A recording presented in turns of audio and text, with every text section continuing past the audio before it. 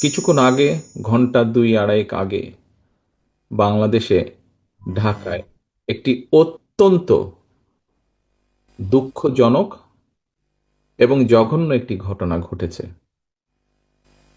ইনকালাব মঞ্চের নেতা জনাব ওসমান হাদি, তাকে গুলি করা হয়েছে, তার উপরে গুলিবর্ষণ করা হয়েছে। আমরা কিছুদিন আগে দেখেছি চট্টগ্রামে একইভাবে আমাদের আরেক প্রার্থীকে গুলি করা হয়েছিল। প্রিয় ভাই বোনেরা, প্রথমেই আমি এই ঘটনার জন্য তীব্র ঘৃণা এবং প্রতিবাদ জানাচ্ছি।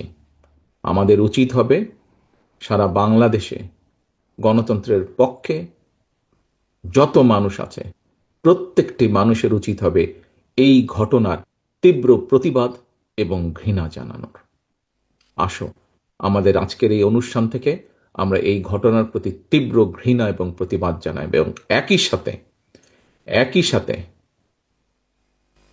বিএনপি এবং ছাত্র দলের দায়িত্বশীল একজন কর্মী হিসাবে আমাদের দায়িত্ব হবে প্রশাসনকে, যারা এই ঘটনার সুষ্ঠু তদন্ত করবে, তাদেরকে আমাদের অবস্থান থেকে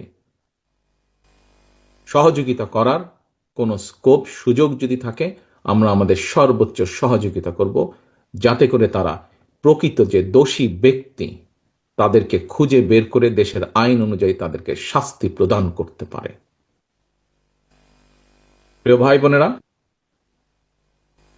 দেশ একটা অত্যন্ত সংকটের ভিতর দিয়ে যাচ্ছে।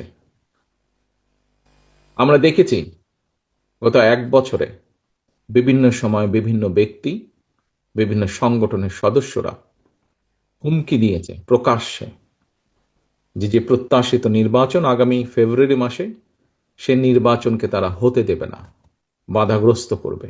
প্রকাশ্যে হুমকি দিয়েছে। একটি দল, গোষ্ঠী বা কিছু ব্যক্তি এই দেশকে, দেশের মানুষের শান্তি, স্থিতিশীলতা বিনষ্টের জন্য উঠে পড়ে লেগেছে। এবং এই কারণেই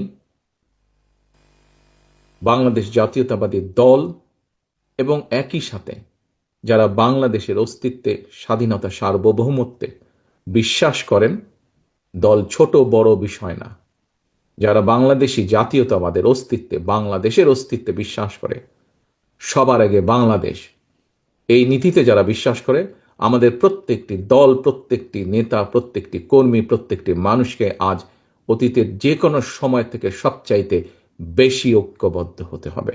কারণ যারা এই দেশের স্বাধীনতাকে ধ্বংস করতে চায়, এই দেশের সার্বভৌমত্বকে ধ্বংস করে এই দেশের স্থিতিশীলতাকে ধ্বংস করতে চায়, তারা তাদের ষড়যন্ত্র যে শুরু করে দিয়েছে, আজকে ওসমান হাদির ঘটনা দিয়ে তা প্রমাণিত হয়।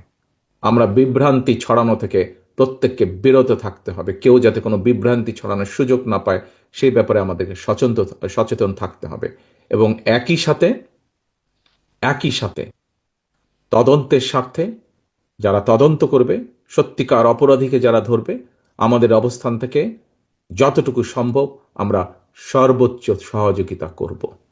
আজকের অনুষ্ঠানে আমার বক্তব্যের প্রথম অংশ এটি।